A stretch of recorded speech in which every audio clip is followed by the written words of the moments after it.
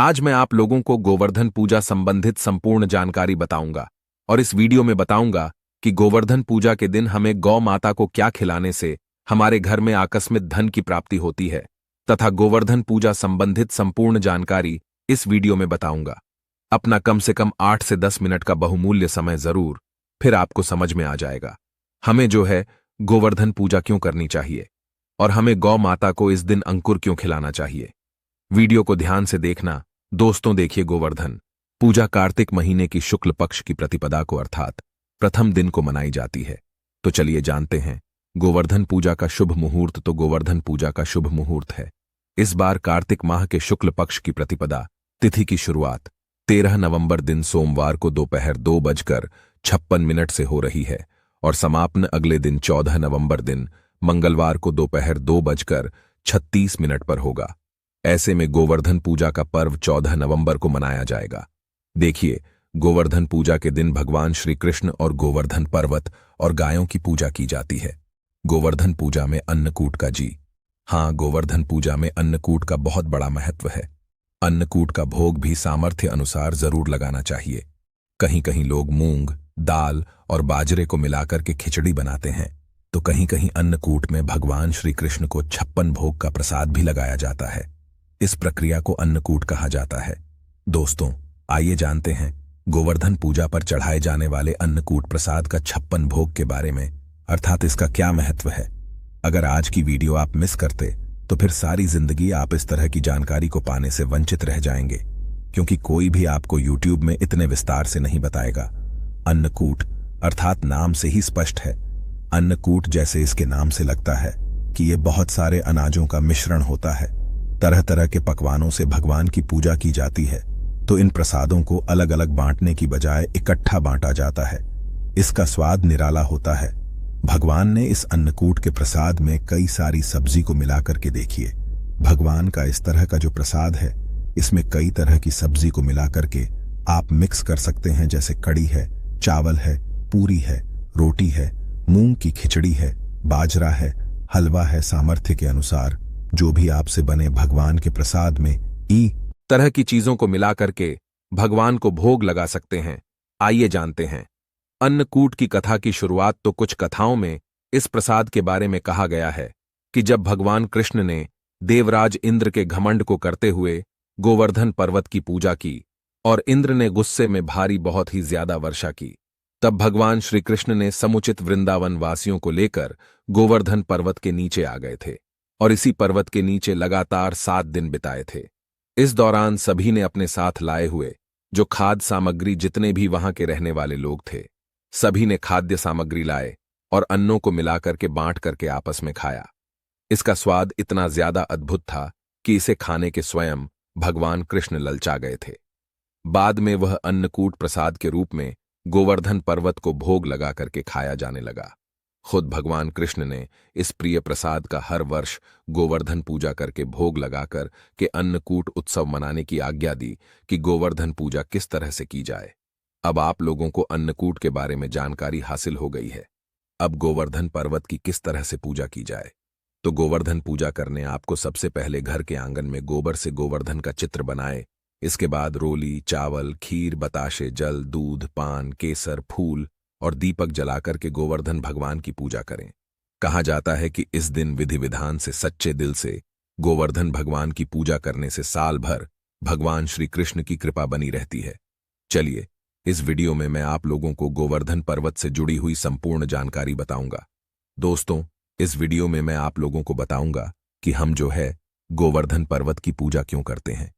साथ ही साथ मैं गोवर्धन पूजा की जो कथा बताऊंगा, इस कथा को अगर कोई भी व्यक्ति सच्चे मन से सुनता है तो ऐसे व्यक्ति के जीवन में चल रही सभी तरह के कष्ट तत्काल समाप्त होते हैं। ऐसे व्यक्ति की सभी तरह की मनोकामनाओं की पूर्ति होती है।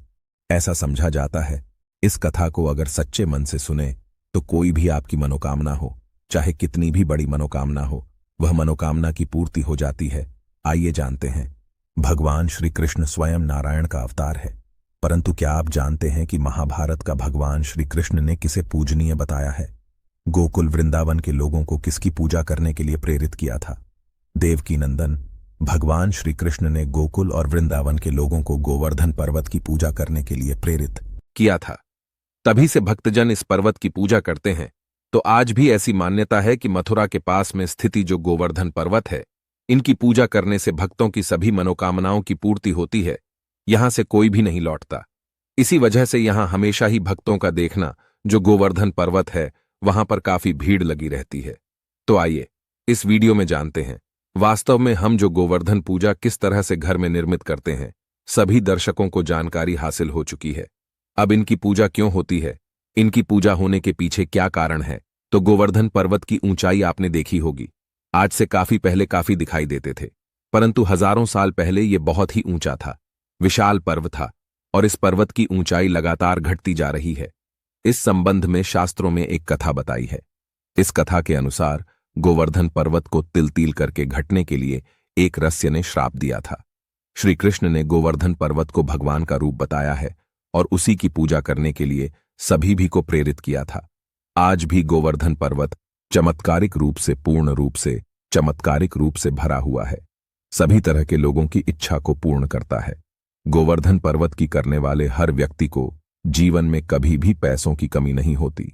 साथ ही साथ गोवर्धन पूजा करने वाले लोगों को भी पैसों की कमी नहीं होती। ऐसा समझा जाता है कि महाभारत काल में गोवर्धन पर्वत की ऊंचाई करीब 30,000 मीटर थी, जबकि वर्तमान में यह पर्वत करीब 30 मीटर ऊंचा ही रह गया है। गोवर्धन पर्वत की ऊंचाई लगातार घटती जा रही है। इस संबंध में गर्भ संहिता में एक कथा बताई है। दोस्तों, कथा के अनुसार भगवान श्री कृष्ण ने अवतार लेने के पूर्व राधा जी से भी पृथ्वी लोक में साथ चलने के लिए निवेदन किया था। इस पर राधा जी ने कहा कि मेरा मन पृथ्वी पर वृंदावन, यमुना और गोवर्धन पर्वत के बिना नहीं लगेगा। यह सुनकर श्री कृष्ण ने अपने हृदय की ओर दृष्टि डाली, जिससे एक तेज निकला और राजभूमि पर जाकर के गिरा। यही तेज पर्वत के रूप में परिवर्तित हो गया।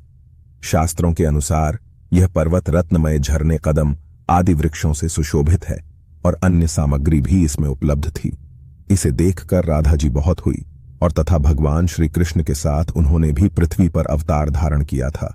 इसकी कुछ रोचक भरी कथा।